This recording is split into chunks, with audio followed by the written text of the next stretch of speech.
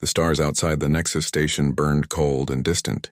Inside the massive structure, thousands of beings from across the galaxy gathered for a celebration. Today marked 2,000 years since the Great Peace Treaty was signed. 2,000 years without war. 2,000 years of cooperation between humans and the alien races of the Galactic Council. General Lee Hanna stood near the observation deck, watching the crowd. She wore her full military uniform, dark blue with silver decorations that showed her rank and achievements.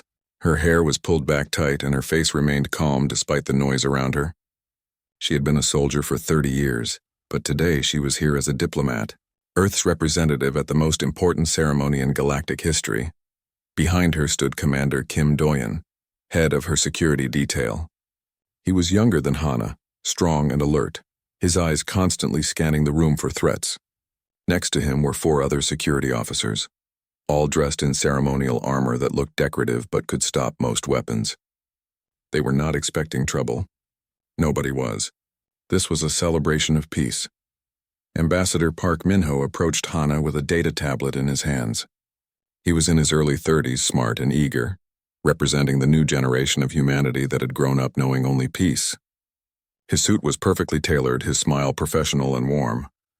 "General, the ceremony begins in 20 minutes, he said, bowing slightly. "The king will arrive soon." "Thank you, Min-ho," Hanna replied.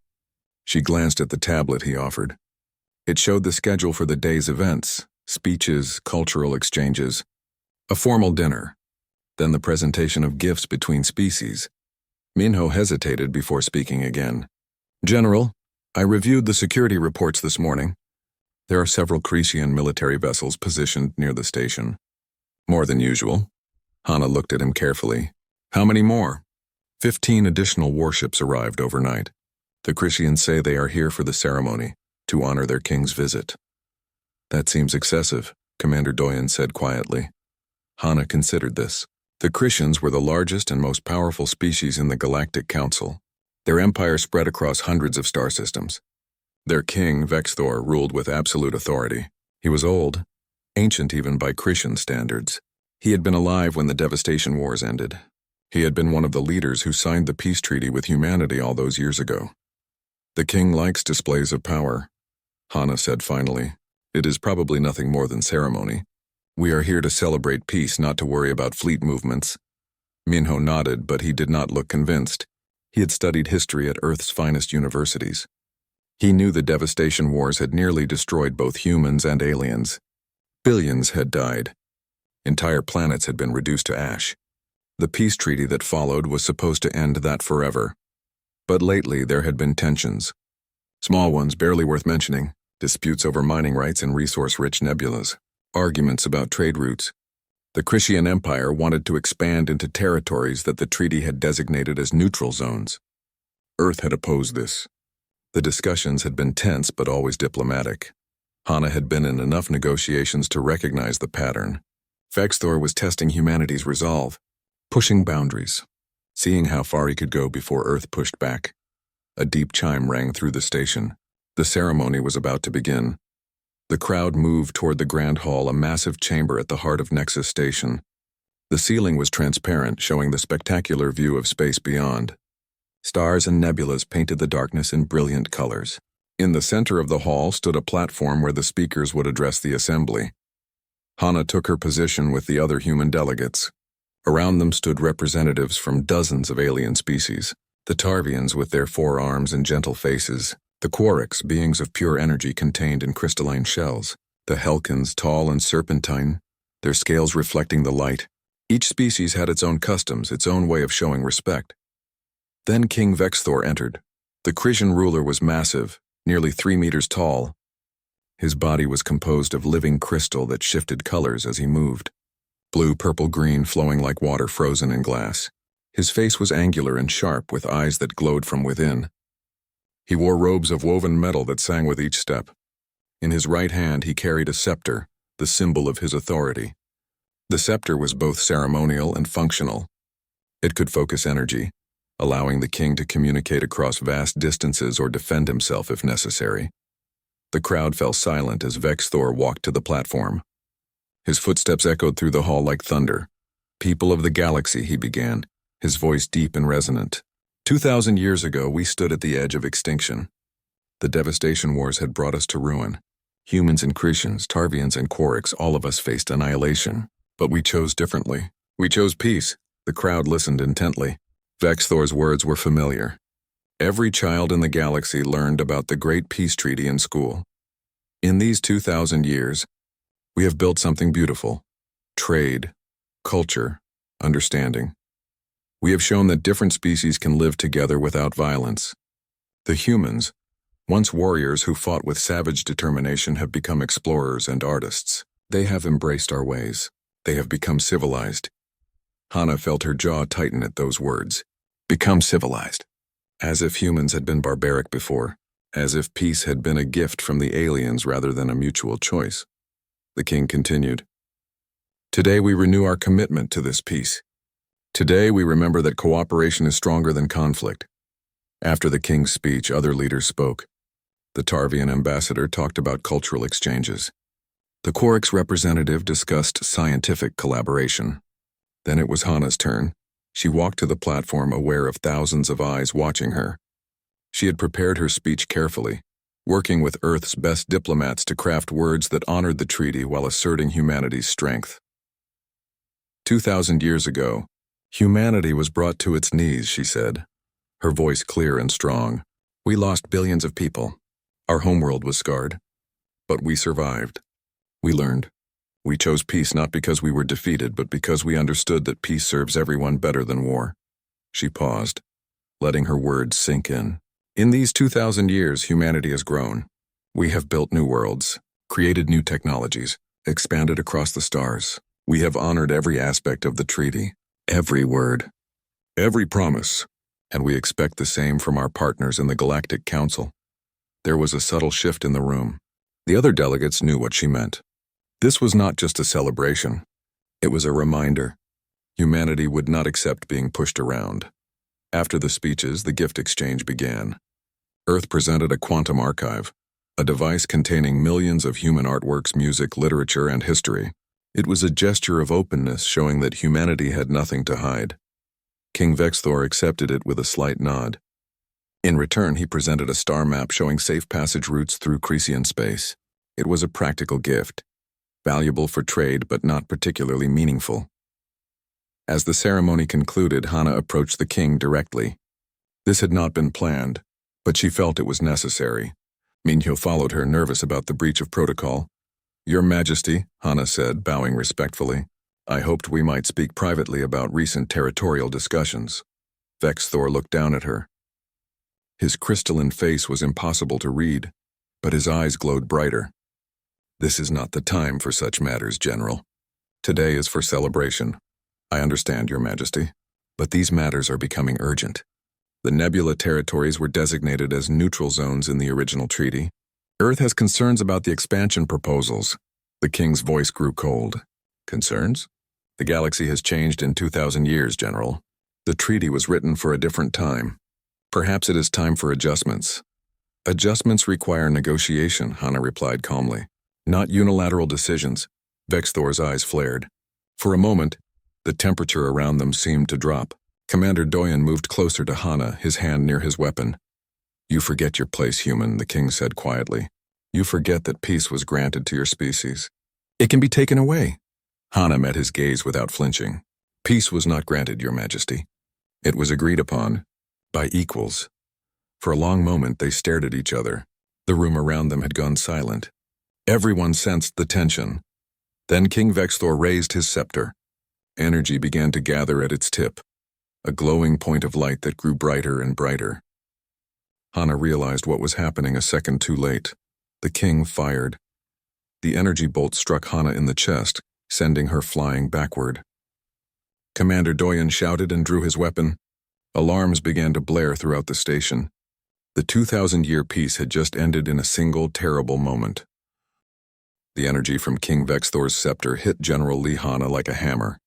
Her ceremonial armor, designed for ceremonies and not combat, cracked under the impact. She flew backward, crashing into a decorative pillar. Pain exploded through her chest. She could not breathe.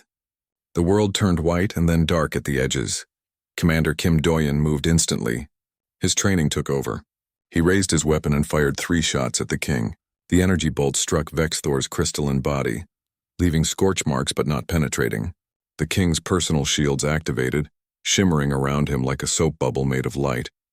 The other human security officers opened fire as well. The Grand Hall erupted into chaos. Alien delegates screamed and ran for the exits. Some dove for cover. Others stood frozen in shock, unable to believe what they were seeing. The Christian royal guards responded immediately. They wore heavy combat armor, real armor unlike the ceremonial kind the humans had worn. They formed a protective circle around their king and returned fire. Energy bolts crisscrossed the hall, striking walls and floors. Decorative sculptures exploded into fragments.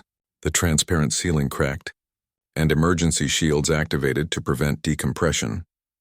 Ambassador Park Minho dropped to his knees beside Hana. His hands shook as he pressed them against her chest, trying to stop the bleeding. Her armor had melted where the energy struck. Beneath it, her skin was burned black. She was still breathing, but barely. Each breath was shallow and weak. "Medical team. We need medical now," Minho shouted into his communicator. His voice cracked with panic. Doyen stood over them, firing in controlled bursts. He had fought in border skirmishes before, small conflicts that nobody talked about. But this was different. This was the Galactic King. This was war. "Fall back to the human section," Doyen ordered his team. "We need to get the general out of here." 2 security officers grabbed Hana under her arms and began dragging her toward the exit. Minho followed, still trying to keep pressure on her wound. Blood soaked through his hands, hot and sticky. The Cretan guards advanced. There were more of them, and they had better weapons. But they moved carefully, professionally. They were not trying to kill every human. They were trying to contain the situation, to capture or corner them. Then Medical Officer Choi Nari arrived. She was small, barely 1.5 meters tall, but she moved with absolute confidence. She had been stationed on the medical deck when the alarms went off. She carried a portable trauma kit and pushed through the fleeing crowd without hesitation. "Move," she shouted at Minho, shoving him aside. She opened her kit and pulled out a scanner, running it over Hana's body. The readings made her face go pale. Severe plasma burns, damage to heart and left lung. She needs surgery now. "We are in the middle of a firefight," Doyen snapped, firing another burst at approaching Christian guards. "Then get us out of it," Nari replied. She pulled out an injector and pressed it against Hana's neck. "This will stabilize her for maybe 10 minutes. After that, she dies." That simple statement focused everyone. They had 10 minutes. The human delegation had arrived on a transport ship docked at the station's diplomatic bay. It was a small vessel, unarmed and slow, designed for comfort rather than combat. But it was their only way off the station. Doyen activated his communicator. "All human personnel evacuate to the diplomatic bay. This is a code-red emergency. The treaty is broken. We are under attack." His message was broadcast on all human frequencies. Within seconds, confirmation signals came back. Human scientists, traders, and diplomats scattered throughout the station all heard the same order. "Get out. Get out now." The group carrying Hana moved through the corridors of Nexus Station. The station was huge, a city in space with thousands of rooms and passages. Usually it was peaceful and orderly. Now it was chaos. Aliens ran in every direction. Some were trying to help. Others were just trying to escape. Security systems blared warnings. Bulkhead doors began closing automatically, trying to contain the violence. "This way," Minho shouted. He knew the station layout well. He had studied it before the trip. He led them down a service corridor, away from the main passages where Cresian guards would be searching. Behind them, they could hear the sound of pursuit. Heavy footsteps, shouted orders in the Cresian language, all clicks and whistles that human ears struggled to understand. Nari checked Hana's vital signs as they ran. "Her blood pressure is dropping. The stabilizer is not working well enough. We need to move faster." "We are moving as fast as we can," one of the security officers gasped. Hana was not a small woman, and her armor made her even heavier. They reached an intersection. Doyen held up his hand for them to stop. He peered around the corner carefully. 2 Christian guards stood at the far end of the corridor, blocking the path to the diplomatic bay. "Can we go around?" Minho whispered. "Not in time," Doyen replied. He looked at his team. They were good soldiers, but they were outnumbered and outgunned. This was supposed to be a diplomatic mission, not a combat operation. Then the station itself shook. A deep rumble ran through the walls. Lights flickered. Somewhere far away, something had exploded. What was that? Nari asked, her eyes wide. Doyen's communicator crackled. A new voice came through, strong and clear. This is Captain Han Suho of the warship Indomitable. We are engaging Cretan vessels near the station. Human personnel evacuate immediately. We will cover your retreat. Hope surged through the group. The Indomitable was one of Earth's defensive ships, stationed in neutral space near the border. Captain Suho must have heard about the attack and come running. The two Cretan guards heard the explosion too. They turned away from their post, distracted. Doyen did not waste the opportunity. He sprinted forward, firing as he ran. The guards went down before they could react. Go, go! Doyen waved the others forward. They ran through the corridor and reached the diplomatic bay. Their transport ship was still there, but so were problems. A group of Cretan guards surrounded it, 6 of them, all armed and armored. They had anticipated this route. We cannot fight through that, one of the security officers said. Minho looked at the scene desperately. Then he had an idea. The cargo bay. There is a maintenance hatch that connects to the ship's lower deck. If we can reach it, we can bypass them. Show us, Doyen ordered. They moved along the outer edge of the bay, using parked vehicles and supply crates for cover. The Cretan guards were focused on the main entrance to the ship, not expecting anyone to come from the side. Minho found the maintenance hatch. It was small, barely big enough for one person to crawl through, and it was locked with a security code. Can you open it? Doyen asked. Minho pulled out his data tablet and connected it to the hatch's control panel. His fingers flew over the screen. He had diplomatic clearance codes, but he did not know if they would work on maintenance systems. Sweat dripped down his face as he worked. The Cretan guards started moving. They had spotted the humans. Minho! Doyen raised his weapon, ready to provide covering fire. Almost got it. The hatch opened with a hiss. They shoved Hana through first. Nari went with her, squeezing through the tight space. Then Minho, then the security officers. Doyen went last, firing behind him to keep the guards back. Inside the ship, they sealed the hatch. The pilot was already warming up the engines. Get strapped in. We are launching in 30 seconds. They carried Hana to the medical bay, a tiny room with one surgery bed and basic equipment. Nari immediately started working, cutting away the damaged armor, cleaning the wound, connecting monitors. The ship shook as it undocked from the station. Through the viewport, they could see space outside, and they could see the battle. Captain Suho's Indomitable was a destroyer, a military ship built for combat. It was exchanging fire with 3 Cretan cruisers. The larger ships had more weapons, but the Indomitable was faster and more maneuverable.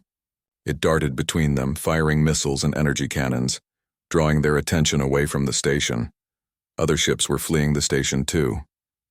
Civilian vessels, cargo haulers, and diplomatic ships from a dozen species, all trying to escape the violence. Then something terrible happened. King Vexthor appeared on every screen in the ship. His image was being broadcast across all frequencies, overriding everything else. His crystalline face filled the display, and his voice boomed through the speakers. People of the galaxy, witness what has occurred today. The humans, in an unprovoked act of aggression, have attacked me during a sacred ceremony of peace.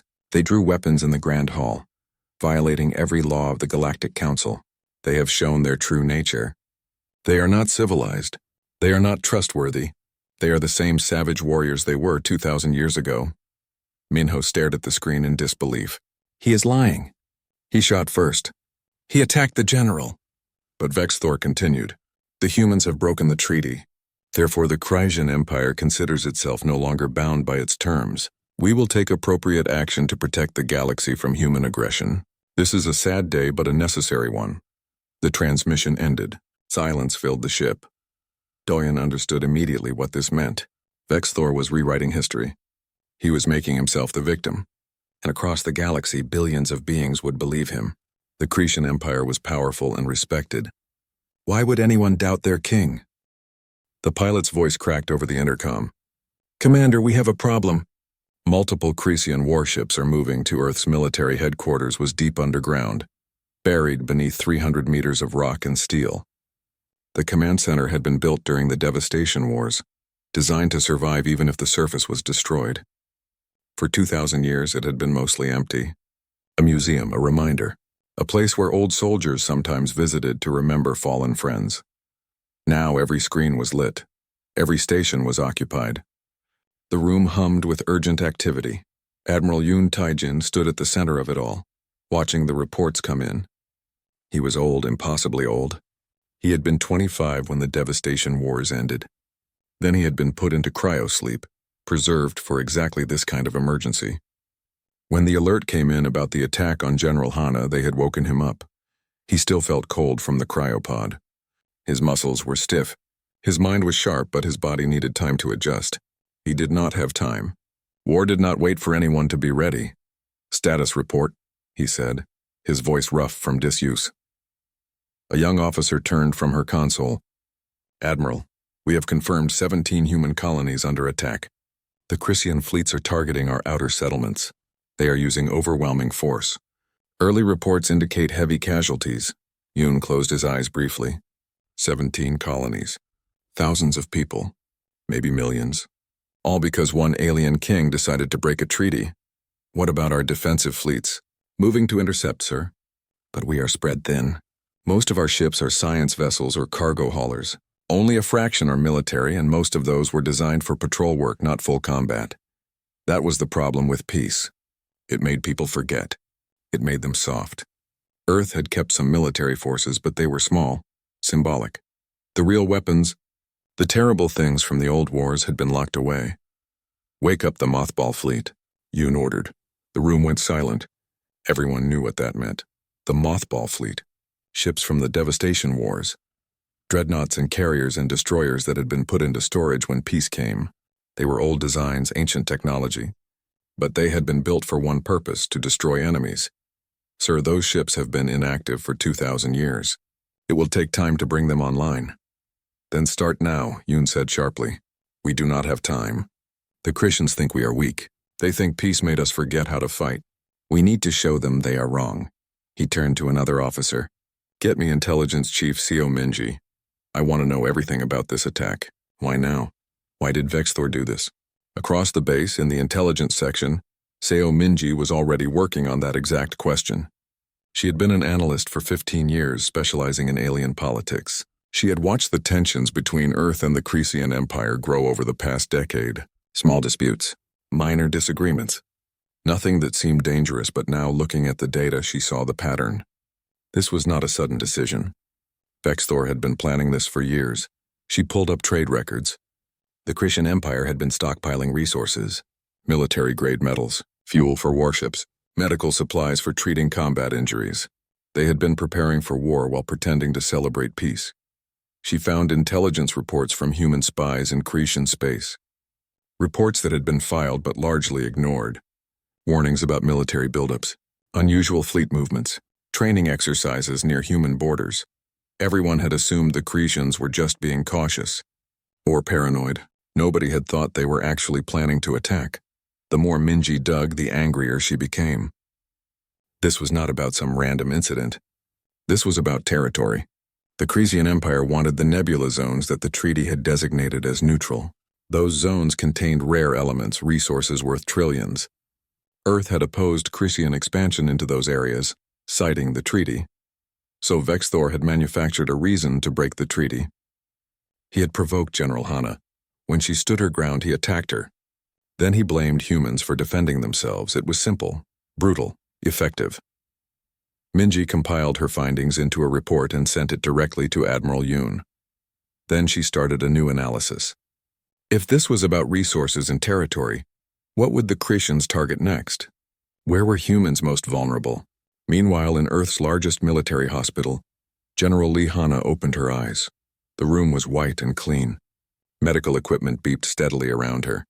Her chest hurt, a deep aching pain that made it hard to breathe.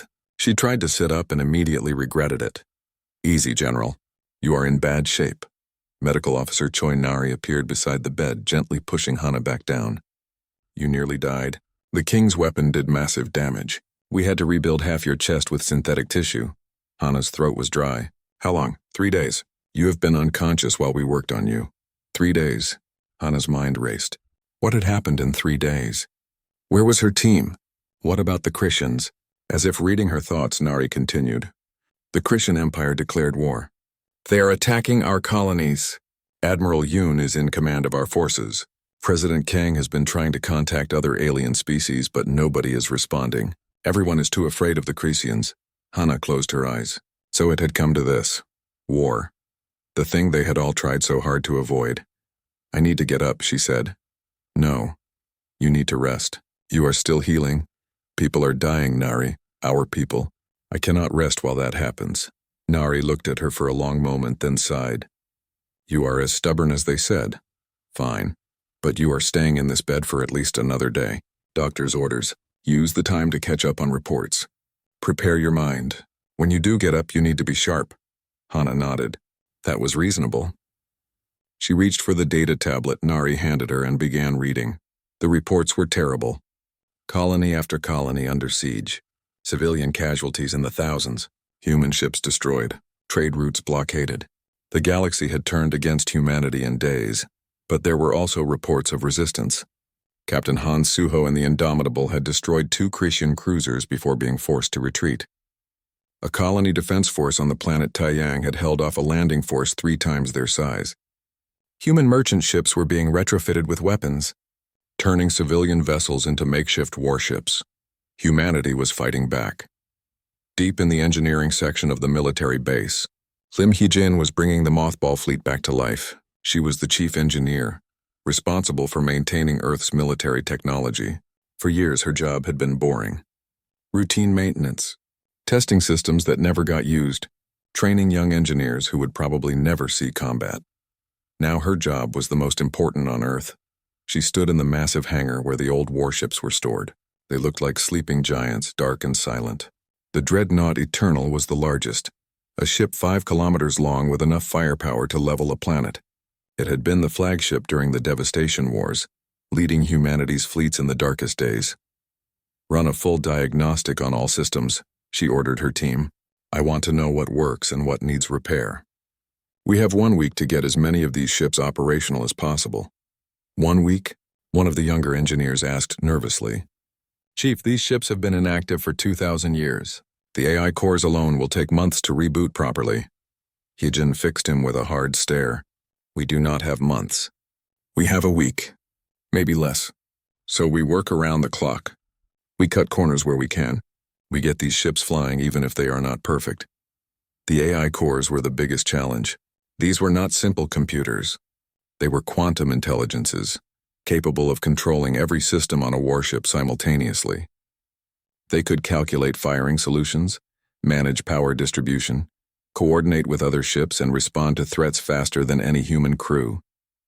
But they were also temperamental. They had personalities. They remembered. Hyejin approached the Eternal's AI core carefully. It was housed in a sphere of crystal and metal, surrounded by cooling systems. She placed her hand on the interface panel. Hello, old friend, she whispered. We need you again. For a moment, nothing happened. Then lights began to flicker inside the sphere. Slowly at first, then faster. The cooling systems hummed to life. The AI was waking up. A voice emerged from the speakers, deep and resonant. Identify Chief Engineer Lim Hyejin. Authorization code Omega 773. Authorization accepted. The AI paused. How long have I been offline? 2,000 years. Another pause, longer this time. We are at war again. Yes. With the Christians. Yes. The AI processed this. They broke the treaty. They always were ambitious. I am not surprised. The voice almost sounded sad. Wake the others. The fleet will fly again. Across Earth, other preparations were underway. Fighter pilot Oh Jinwoo reported to the training center along with 5,000 other pilots. Most of them had never seen real combat. They had trained in simulators, practiced maneuvers, studied tactics. But studying war and fighting war were very different things. The training officer was an old veteran, one of the few still alive from the Devastation Wars. He looked at the assembled pilots with eyes that had seen too much death. You are about to face the Crisian military, he said bluntly. They outnumber us. They have better weapons. They have more experience. Most of you will die in your first engagement. The room was silent. Some pilots looked scared. Oh. The Christian Fourth Fleet approached the Arcturus Gate with confidence. The gate was a massive structure that allowed ships to travel instantly between star systems. It was one of the most important strategic points in human space. If the Christians controlled it, they could cut off 3 major colonies and dozens of trade routes. Admiral Corvin commanded the Fourth Fleet from his flagship, the Crystal Dawn. He was experienced and cautious, a veteran of hundreds of campaigns. But none of those campaigns had been against humans. The Christians had not fought a real war in 2,000 years. They had been the dominant force in the galaxy for so long that they had forgotten what it meant to face a desperate enemy. Sensors show no human vessels in the area, his tactical officer reported. The gate appears undefended. Corvin frowned. That seemed wrong. The humans would not leave such an important location unprotected. Run a detailed scan. Check for cloaked ships or hidden defenses. The tactical officer worked his controls. Nothing, Admiral. The area is clear. Very well. Proceed with the occupation. Deploy troops to the gate control station. We will hold this position and wait for reinforcements. The fleet moved forward. 30 warships of various sizes. Cruisers, destroyers, support vessels. They spread out in a standard formation, surrounding the gate. Then Captain Han Suho struck. The Indomitable had been hiding in the debris field near the gate, powered down to minimum, using the wreckage of old ships to mask its energy signature. It was a tactic from the Devastation Wars, something no current Christian commander would think to check for. The human destroyer emerged at full power, engines flaring. Before the Christians could react, it launched a full spread of missiles, 30 missiles, each carrying a nuclear warhead. The missiles had been banned by the peace treaty, locked away in storage. Admiral Yoon had ordered them deployed. The missiles spread out, each targeting a different Christian ship. The Christians scrambled to activate point defense systems, shooting down the incoming threats. They destroyed 20 of the missiles, 10 got through. Nuclear fire blossomed in space. 10 Christian ships simply ceased to exist, vaporized in the explosions. Another 5 were crippled, their hulls cracked, systems failing. What was that? Corvin shouted, his crystalline face flashing red with shock. Nuclear weapons, Admiral. The humans are using nuclear weapons. That violates the treaty. The treaty is broken, Admiral. They do not care about rules anymore. Before Corvin could respond, the Indomitable fired again.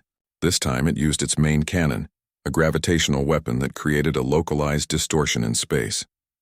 The beam struck the flagship's shields and the shields collapsed. The second shot punched through the hull, tearing the Crystal Dawn in half. Corvin died, still not understanding what had happened. The remaining Cretan ships broke formation and fled. The Indomitable pursued, picking off stragglers. By the time it was over, the Fourth Fleet had been destroyed.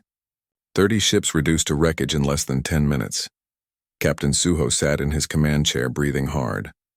His crew was silent, stunned by what they had done. They had just killed thousands of beings. They had used weapons that had been forbidden for 2 millennia. Sir, his first officer said quietly, we just committed a war crime. No, Suho replied, his voice hard. We did what was necessary. They started this war. We will finish it. On our terms. News of the Arcturus Gate battle spread quickly. Across human space, people reacted with shock and pride. Their military had struck back. They had drawn blood. They were not helpless victims. The Cretan Empire reacted with outrage. King Vexthor broadcast another message, calling humans barbaric and savage. He demanded other alien species join him in stopping humanity's aggression. But something unexpected happened. The other species hesitated. The Tarvians, usually quick to support the Cretians, issued a neutral statement. They called for peace talks and investigations. The Quarks remained silent. Even some Cretan colonies began questioning their king's version of events.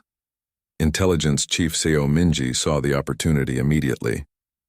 She reached out to her contacts in alien governments, carefully planting evidence of what really happened at Nexus Station. Security camera footage showing Vexthor firing first. Testimony from neutral aliens who had witnessed the attack. Trade records proving the Christians had been preparing for war. The propaganda war had begun, and humans were winning it.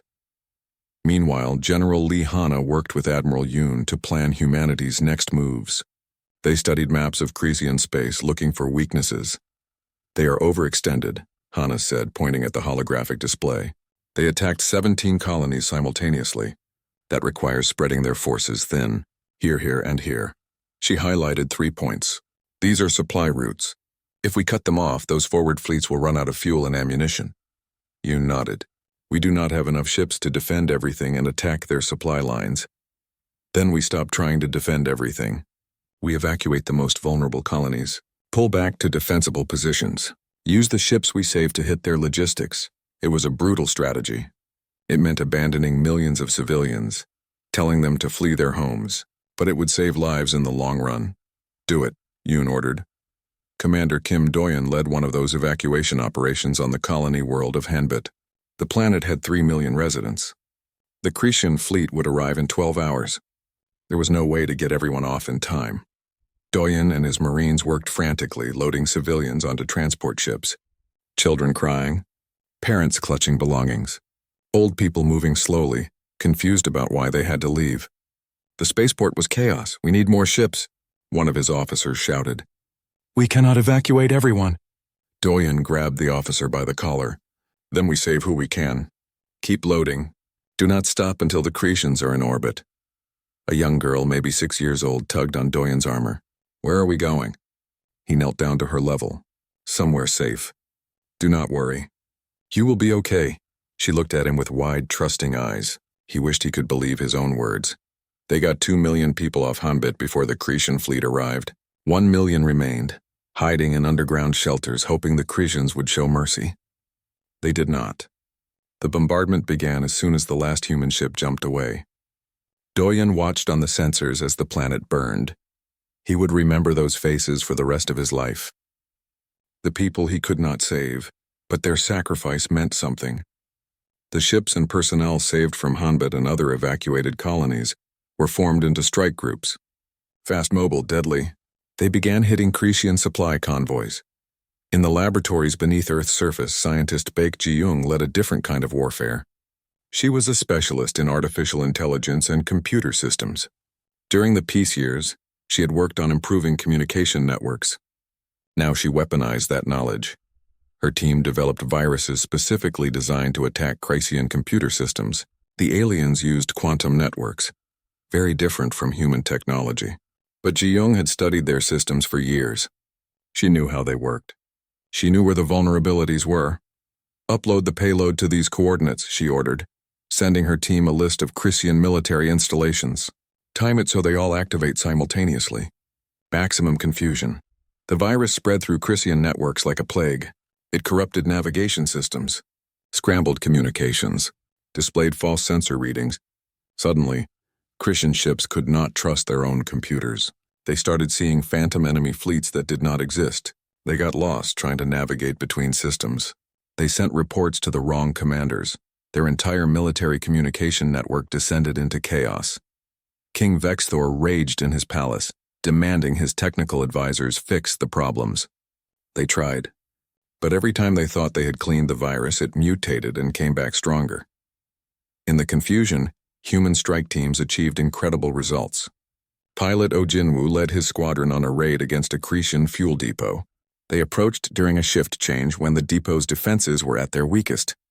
The virus had disabled the automated defense systems, so the depot relied on manual targeting. Stay in formation, Jinwoo ordered his squadron over the radio. Hit fast and get out. We do not have time for heroics. His fighter dove toward the depot, flying through clouds of frozen gas and debris. The depot was huge, storing enough fuel for hundreds of ships. It hung in space like a metal moon surrounded by tanker vessels. Missiles away. Jinwoo fired his entire payload. Behind him, the other 11 fighters in his squadron did the same. 60 missiles converged on the depot. The Cretans tried to shoot them down, but they were too slow. The missiles struck and the depot exploded, not with fire since there was no oxygen in space, but with a brilliant flash of energy that vaporized everything within 10 kilometers. Jinwoo pulled his fighter into a sharp turn, escaping the blast radius. All ships, report. Raptor 2 clear. Raptor 5 took some damage but still flying. Raptor 9 engines hit. I am losing power. Jinwoo checked his sensors. Raptor 9 was falling behind, its ship venting atmosphere. Cretan fighters were incoming, moving to intercept. 9, this is lead. Eject, we will pick you up. Negative, lead. They are too close. If I eject, they will capture me. You know what they do to prisoners? Jinwoo did know. The Cretans had started executing human prisoners. calling them war criminals for using nuclear weapons. It was per the human fleet emerged from faster-than-light travel at the edge of the Cretian home system. 20 ancient dreadnoughts, hundreds of smaller warships, and thousands of fighters. It was everything humanity had left, everything they could muster. Their entire future bet on one desperate attack. Admiral Yun Tajin stood on the bridge of the Eternal, the flagship that had once led humanity through the darkest days of the devastation wars. The ship's AI hummed around him, ancient and powerful, fully awakened after 2,000 years of sleep. Sensors show heavy defensive positions, the tactical officer reported. At least 100 Cretian warships, orbital defense platforms, missile batteries on the moons. They were expecting us. Yun was not surprised. The Cretians were not fools. They would have anticipated this move, but they could not know everything humanity had planned. Deploy the ghost ships, he ordered. Throughout the fleet, 50 small vessels broke formation and accelerated ahead. They were old freighters, refitted with advanced hologram generators and signal emitters. Each one broadcast the sensor signature of a full dreadnought. To Cretian sensors, it would look like humanity had brought 70 massive warships instead of 20. The Cretian defenders took the bait. Half their fleet moved to intercept the ghost ships, spreading their forces thin. By the time they realized the deception, the real human fleet had already penetrated their outer defenses. The battle that followed was unlike anything the galaxy had seen in 2,000 years. The old human warships fought with a savagery that shocked their enemies. They used tactics the Cretians had never encountered. Ramming attacks, self-destruct sequences to take out multiple enemies, gravitational weapons that tore ships apart. Captain Han Suho commanded a strike group that targeted the orbital defense platforms. His ships moved in perfect coordination, each pilot knowing they might not survive the next 5 minutes. They had accepted that. They fought anyway. Missiles incoming, his weapons officer shouted. Too many to intercept. Redirect all power to forward shields, Suho ordered calmly. We pushed through. The Indomitable shook as missiles detonated against its shields. The barrier held for precious seconds, long enough for the ship to close distance with the nearest platform. Then Suho fired at point-blank range. The platform exploded and the Indomitable flew through the debris. Hull breach on decks 4 and 5, the damage control officer reported. We lost 30 crew. Suho forced himself not to think about that. Not yet, mourn later. Fight now. Meanwhile, General Lee Hanna led the ground assault force. While the space battle raged above, transport ships dropped through the atmosphere, heading for the Cretian palace where King Vexthor sat upon his throne. The ships were hit repeatedly by surface-to-air fire. Many were destroyed, but enough made it through. Commander Kim Doyen was first out of his transport, leading his Marines into the palace district. The Cretians had been preparing for a space battle, not a ground invasion. Their defenses were strong but not impenetrable.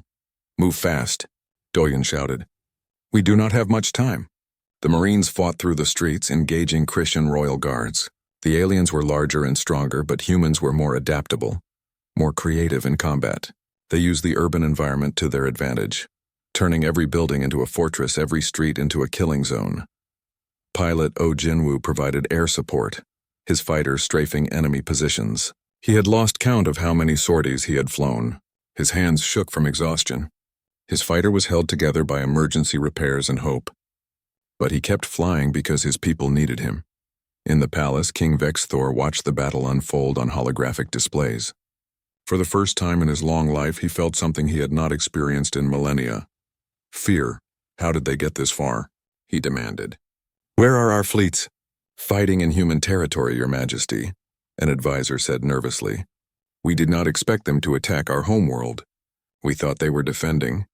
Well, we were wrong. Vexthor's crystalline body flared red with anger. Send a message to all our forces. Full retreat. Everyone comes home to defend the capital.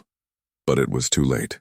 Even if every Cretian ship turned around immediately, it would take days to reach the homeworld.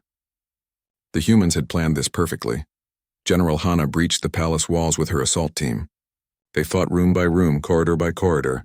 The Cretian guards defended their king with desperate determination, but they were not trained for this kind of brutal close combat. Medical Officer Choi Nari followed the assault force, treating wounded Marines on the spot. She had volunteered for this mission despite having no combat training. She felt she owed it to the soldiers she had served with. Ambassador Park Min-ho was there too, not as a fighter but as a witness. Whatever happened here today would reshape the galaxy. Someone needed to document it. Someone needed to remember. They found King Vexthor in his throne room, surrounded by his last remaining guards. The king stood tall, his scepter raised, energy crackling around him. "Humans," he said, his voice echoing through the chamber. "You have come far. But this ends now. I will not surrender to primitives." General Hana stepped forward, her own weapon raised. She had been waiting for this moment since he shot her at Nexus Station. But now that it was here, she felt no satisfaction. "Only weariness. You broke the peace, Vexthor." "You killed our people. You thought we were weak. You were wrong. I thought you were civilized," the king roared. "I thought 2,000 years of peace had changed you. But you are still the same savage warriors you always were." "No," Hana replied quietly. "We are not the same. We learned, we grew. We built a beautiful civilization. We wanted peace more than anything. But when you forced us to choose between peace and survival, we chose survival. That does not make us savage. That makes us human." For a moment, king and general faced each other, two leaders who had both believed in their own righteousness. Both convinced they were protecting their people. Then Vexthor fired his scepter. Hana dodged, and the energy bolt struck the wall behind her. Her security team returned fire. The king's shields held for several seconds, then collapsed. He fell, his crystalline body cracking, light fading from within. The Cretan guards dropped their weapons. It was over. In orbit, Admiral Yoon received the signal. The palace had fallen. The king was dead. He immediately opened communications with the remaining Chrysian forces. "This is Admiral Yoon Taejin of the Terran Defense Force. Your king is dead. Your homeworld is under human control. I am offering you a choice. Surrender now or we destroy everything. You have 5 minutes to decide." The Chrysian fleet commanders argued among themselves. Some wanted to fight to the death. Others recognized the futility. Finally, their senior admiral made the call. "We surrender." The words echoed across every channel. The battle stopped. Ships ceased firing. Soldiers lowered their weapons. After 3 months of brutal warfare, the silence felt strange and heavy. The war was over. Humanity had won, but the cost had been terrible. 50,000 human soldiers dead, 12 colonies destroyed, hundreds of civilian ships lost. The Chrysians had suffered even worse. Their fleets were decimated. Their economy was shattered. Their king was dead, and their government collapsed. In the weeks that followed, the Galactic Council reconvened at Nexus Station, the same place where the peace had broken. Now it would be the place where a new peace was forged. General Hana stood before the assembled representatives. She wore her uniform, and her chest still bore the scar from Vexthor's attack, visible through the transparent armor panel she now wore as a symbol, a reminder. Ambassador Park Min-ho stood beside her, ready to read the terms of the new treaty. He had drafted it carefully, with input from President Kang Ji-won and hundreds of legal experts. This treaty would be different from the last one, harder, more realistic. The Chrysian Empire will pay reparations to humanity for the next 100 years, Min-ho read. All disputed territories in the nebula zones are hereby ceded to human control. The Chrysian military will be reduced to defensive forces only, and humanity will establish monitoring stations throughout their space to ensure compliance. There were murmurs among the alien delegates. These were harsh terms, but nobody objected. Everyone had seen what happened when humanity was pushed too far. Min-ho continued. Furthermore, Earth will establish permanent military installations at key strategic points throughout the galaxy. Any species that attacks human interests will face immediate and overwhelming retaliation. The age of human pacifism is over. We will maintain peace, but we will do so from a position of strength. The Tarvian ambassador raised one of his 4 hands. General Hana, these terms seem designed to make humanity the dominant military power in the galaxy. Is that your intention? Hana looked at him directly. Yes, for 2,000 years we trusted others to respect peace. That trust was betrayed. We will not make that mistake again. From now on, humanity protects itself. If that makes us dominant, so be it. Some might call that imperialism, the Korix representative said quietly. Some might, Hana agreed. But we did not start this war. We did not want this war. We spent 2,000 years building a peaceful civilization. The Cretans destroyed that in a single day. Now we do tea.